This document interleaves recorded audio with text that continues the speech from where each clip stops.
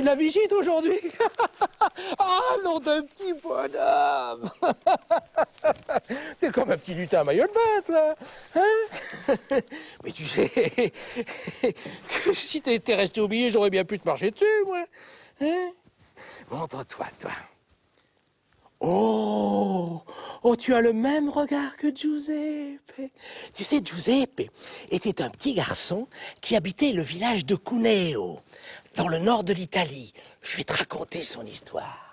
Giuseppe vivait dans une petite maison en bois avec ses parents et son âne, Blocchito, son seul ami. Un âne tout gras, avec un gros ventre et de grosses pattes. La famille était très pauvre. La veille de Noël, un émissaire du roi vint frapper à leur porte. J'ai l'honneur de vous annoncer que Sa Majesté organise une grande course demain, jour de Noël, pour défier le champion Federico. Le vainqueur gagnera son poids en or. Mais nous n'avons pas de monture, dit le papa de Giuseppe. Alors tant pis, dit l'émissaire qui tournait déjà les talons pour s'en aller. Attendez! Attendez, cria alors le petit garçon, moi je peux faire la course avec Blocchito. Le cavalier aperçut l'âne grassouillé et se mit à sourire. Mais il l'inscrivit tout de même pour la course. Alors, le lendemain matin, Giuseppe se retrouva sur la ligne de départ face à Federico. Federico était un garçon méchant et prétentieux, fils d'un riche marchand du village. Il possédait le cheval le plus rapide de la région. Le départ fut donné. Sous les sarcasmes de Federico et les rires du public, le courageux Giuseppe lâcha la bride de Blocchito qui se mit à trottiner.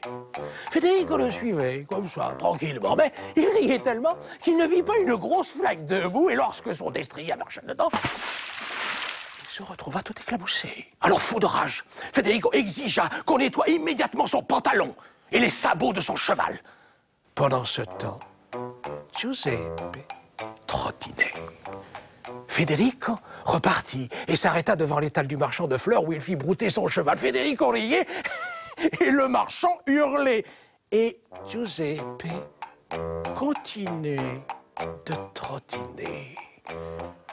Federico était sûr de sa victoire et il s'arrêta ça et là pour sourire à une jeune femme ou échanger une plaisanterie avec un spectateur.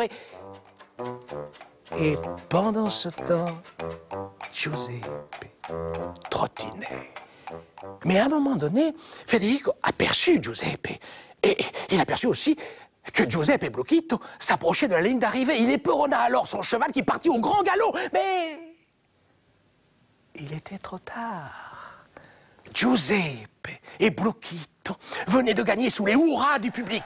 Porté par la foule, Giuseppe fut alors posé sur la grande balance. Mais il était si maigre qu'une seule pièce d'or suffit pour faire son poids. Fendant la foule, Federico éclata alors d'un rire sonore et méchant. Giuseppe n'est qu'un minus.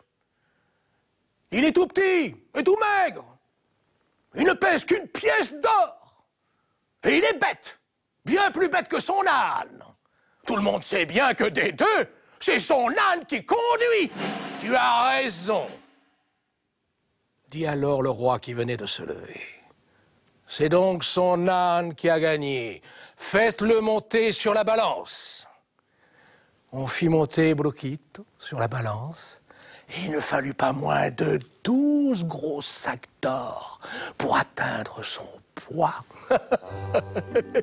Eh bien, tu vois, mon petit ami,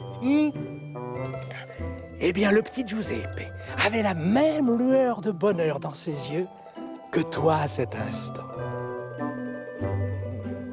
Allez, viens. Faut pas que j'oublie les petits-enfants italiens. J'ai beaucoup de travail à faire. Oh là là. Allez, on y va. Pousse.